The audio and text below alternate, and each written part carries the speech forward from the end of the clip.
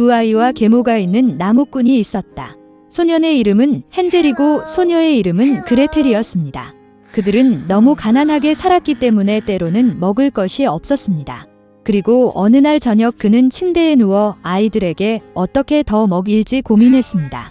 그의 아내는 그에게 숲에서 아이를 낳고 불을 피우고 빵 한 조각을 주고 그곳에 남겨두라고 조언했습니다. 그러나 나무꾼은 동의하지 않았습니다. 그리고 그때까지 그의 아내는 그가 마침내 동의했다고 그를 설득했습니다. 그리고 배고픔 때문에 아이들도 잠을 잘 수 없었고 계모가 아버지에게 한 모든 것을 들었습니다. 그리고 그의 부모님이 잠이 들자 헨젤은 몰래 집에서 나왔습니다. 달이 밝게 빛나고 하얀 돌이 동전처럼 빛났다. 헨젤은 자신이 들어갈 수 있는 만큼 많은 돈을 챙겼습니다. 그런 다음 그는 집으로 돌아왔고 아이들은 잠자리에 들었습니다. 아침에 계모가 아이들에게 와서 각자 빵을 주고 모두 함께 숲으로 갔다. 도중에 헨젤은 흰 돌을 하나씩 던졌습니다. 그들이 개간지에 도착하자 아버지는 불을 피우기 시작했습니다. 그는 아이들에게 불 근처에 앉아 불이 나가지 않도록 하고 아이들과 계모는 더 많은 장작을 사러 가라고 명령했습니다. 그들은 안고 피곤하고 잠들었습니다. 아이들이 깨어났을 때 사방이 어두운 밤이었습니다. 그리고 한 달이 하늘에서 솟아오르자 헨젤은 여동생의 손을 잡고 동전처럼 반짝이는 자갈 사이로 길을 찾아 길을 보여주었습니다. 그들은 밤새도록 걸었고 새벽에 아버지 집에 왔습니다. 시간이 좀 지났습니다. 그리고 아이들은 어느 날 밤 새엄마가 어떻게 아버지에게 아이들을 없애달라고 애원하기 시작했는지 다시 들었습니다. 그는 거절했지만 그의 아내는 그의 말을 듣고 싶지 않았고 그녀는 그에게 온갖 비난을 저주하고 표현했습니다. 부모가 잠이 들었을 때 헨젤은 지난번처럼 돌을 모으고 싶었지만 계모가 문을 잠그고 소녀는 집을 떠날 수 없었습니다. 이른 아침에 아이들은 이전보다 훨씬 적은 양의 빵 한 조각을 받았습니다. 숲으로 가는 길에 헨젤은 주머니에 그의 조각을 찢고 부스러기를 땅에 던졌습니다. 계모는 그들을 더 숲으로 데려갔습니다. 다시 큰 불이 켜지고 아버지는 아이들과 계모가 나무를 더 자르는 동안 아이들에게 불을 보라고 명령했습니다. 점심시간이 되자 그레텔은 그녀의 빵 조각을 헨셀과 공유했습니다. 그리고 그들은 잠들었습니다. 우리는 어두운 밤이 되었을 때 일어났습니다. 그리고 한 달이 지나서 그들은 길을 가는데 하나의 부스러기를 찾을 수 없었습니다. 숲에서 나부끼고 있는 수천 마리의 새들이 오랫동안 그 부스러기를 먹고 있었기 때문입니다. 그래서 아이들은 아주 오랫동안 걸었지만 숲에서 나올 수 없었습니다. 갑자기 길은 그들을 오두막으로 이끌었습니다. 가까이 다가가자 아이들은 집이 모두 빵과 비스킷으로 지어졌으며 창문은 순수한 설탕으로 만들어져 있는 것을 보았습니다. 헨젤은 손을 뻗어 지붕을 부수고 그레텔은 창문으로 가서 창문을 갉아 먹기 시작했습니다. 그리고 오두막의 문이 활짝 열리자 늙은 여자가 못발에 기대어 나왔다. 헨젤과 그레텔은 너무 무서워서 손에서 맛있는 음식을 떨어뜨렸습니다. 그리고 노파는 친절했고 그들을 그녀의 오두막으로 초대했습니다. 이미 식탁에는 우유, 쿠키, 사과, 견과류 등 풍부한 음식이 있었습니다. 저녁 식사 후 노파는 아이들을 위해 깨끗한 침대 2개를 만들었고 헨젤과 그녀의 여동생은 그들이 천국에 있다고 생각했습니다. 그러나 노파는 애정이 있는 척했을 뿐이지만 사실 그녀는 아이들을 유혹하기 위해의 목적을 위해 빵집을 지은 사악한 마녀였다. 이른 아침 아이들이 자고 있는 동안 그녀는 헨젤을 데리고 작은 우리에 넣었습니다. 그리고 그녀는 언니에게 사악한 마녀가 그녀에게 요구하는 모든 것을 하도록 명령했습니다. 노파는 나중에 그를 먹기 위해 소년을 살찌기로 결정했습니다. 그래서 그레텔은 헨셀을 위해 가장 맛있는 음식을 요리하기 시작했고 그녀는 남은 음식만 얻었습니다. 얼마 지나지 않아 소녀는 뚱뚱해지지 않았습니다. 그런 다음 노파는 더 이상 기다리지 않고 헨셀을 요리하고 먹기로 결정했습니다. 그녀는 그레텔에게 스토브에 불을 붙이고 물을 뿌리라고 명령했습니다.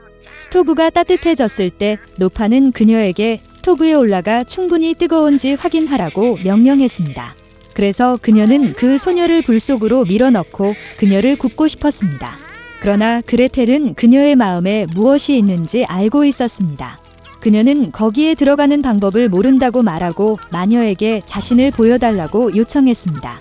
노파는 화를 내고 오븐에 들어갔다. 그런 다음 그레텔이 그녀를 밀고 마녀 뒤에 셔터를 쾅 닫았습니다.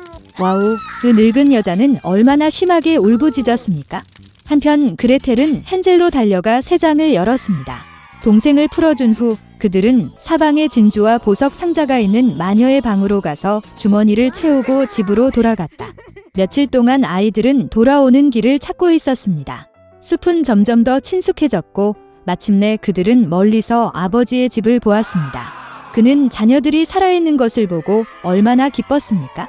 헨젤과 그레텔은 마녀에게서 가져온 모든 진주와 보석을 바닥에 쏟아부었습니다. 음식에 대해 생각할 필요가 없었습니다. 그리고 그들은 살고 기뻐하기 시작했습니다. 그리고 아버지는 사악한 괴물을 집 밖으로 몰아냈습니다. 옛날 옛적에 세 딸을 둔 부유한 상인이 있었습니다. 막내딸은 미녀라고 불렀습니다. 자매들은 그녀가 모두가 좋아했기 때문에 그녀를 좋아하지 않았습니다. 어느 날 아버지는 도시로 가서 딸들에게 선물로 무엇을 가져갈지 물었습니다. 언니들은 귀중한 드레스와 장식품을 원했고 어린 언니는 세상에서 가장 아름다운 주홍 장미를 원했습니다. 상인은 사려 깊었지만 그런 꽃을 찾기 위해 가능한 모든 것을 다 하겠다고 약속했습니다. 그리고 도로를 치십시오. 아버지는 장녀들을 위한 선물을 빨리 찾았지만 막내에게는 선물을 찾을 수 없었습니다. 상인이 만난 장미 한 송이는 이전 장미보다 더 아름다웠다.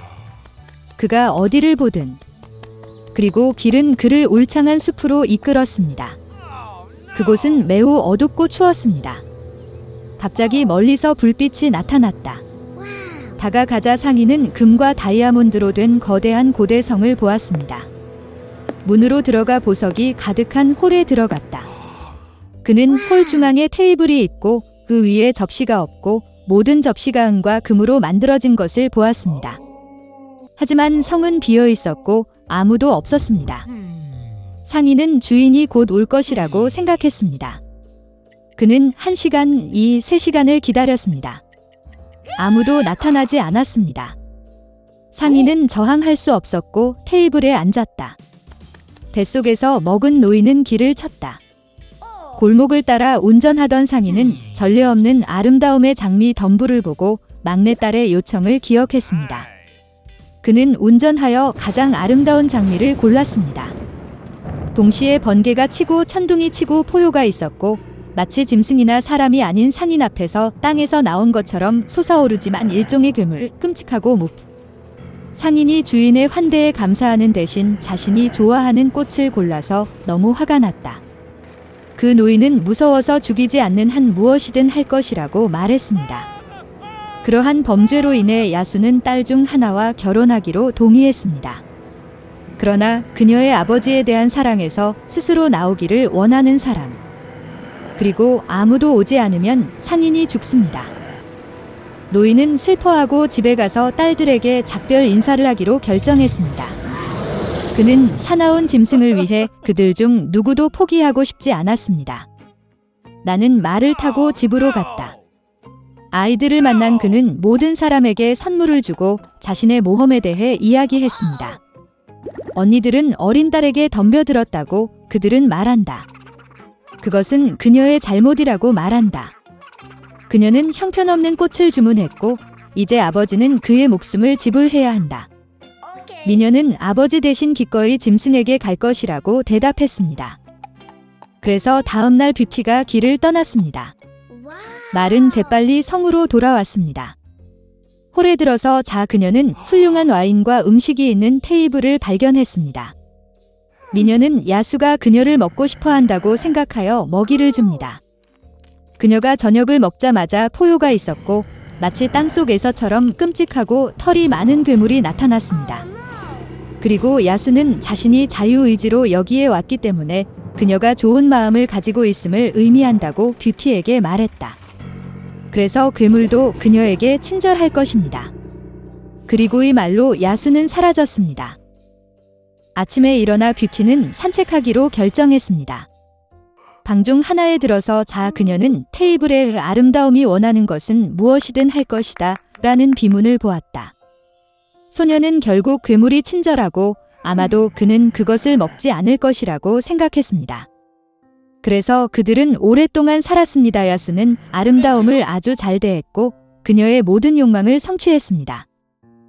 어느 날 그 소녀는 아버지가 아프다는 꿈을 꾸었습니다. 그녀는 정말로 그를 방문하고 싶었습니다. 미녀는 눈물을 흘리며 야수에게 그녀를 보내달라고 요청하고 반드시 돌아올 것이라고 약속했습니다. 괴물은 그녀가 자유롭고 원할 때마다 돌아올 수 있다고 대답했다. 다음 날 뷰티는 가장 비싼 옷을 입고 아버지에게 갔다. 그는 딸이 안전하고 건전한 모습을 보고 매우 기뻤습니다. 그녀의 자매들은 달려와 그녀가 더욱 아름다워지고 심지어 여왕처럼 옷을 입는 것을 보았다. 일주일 후 뷰티는 비스트가 잔디밭에 누워 죽어가는 꿈을 꾸었습니다. 그녀는 공포의 잠에서 깨어 급히 돌아와 그를 치료하기로 결정했습니다. 소녀 가성에 다가갔을 때 그녀는 풀 위에서 생명이 없는 야수의 시체를 보았다. 그녀의 마음은 동정심에 사로잡혔습니다. 아름다움은 그에게 눈물을 흘리며 그에게 키스했습니다. 그리고 같은 순간에 번개가 치고 천둥이 치며 성 전체가 밝은 빛으로 비춰졌고 음악이 어디서나 연주되었습니다. 괴물이 사라지고 그 자리에 가장 매력적인 왕자가 잔디 위에 누워 있었습니다. 그는 뷰티에게의 사악한 요정이 자신을 매혹시키고 어린 아름다운 소녀가 그와 사랑에 빠지고 결혼하기를 원할 때까지 그를 괴물로 만들었다고 말했습니다. 그 아름다움은 그에게 손을 주었고 그들은 성으로 갔다. 이튿날 미녀와 왕자는 결혼하여 행복하게 치유되었습니다. 이것이 바로 선한 마음이 사악한 주문을 깰 수 있는 방법입니다.